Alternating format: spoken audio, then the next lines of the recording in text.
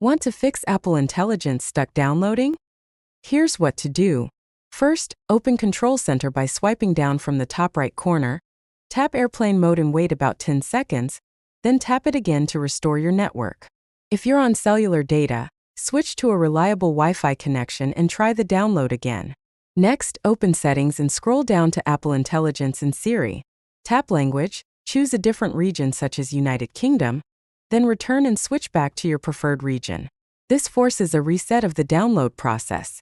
If it's still stuck, perform a force restart. Press and release the volume up button, press and release volume down, then press and hold the side button until the Apple logo appears.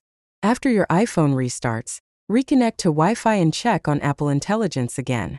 If the download remains stalled, open Settings, tap General, then Software Update and install any available iOS update.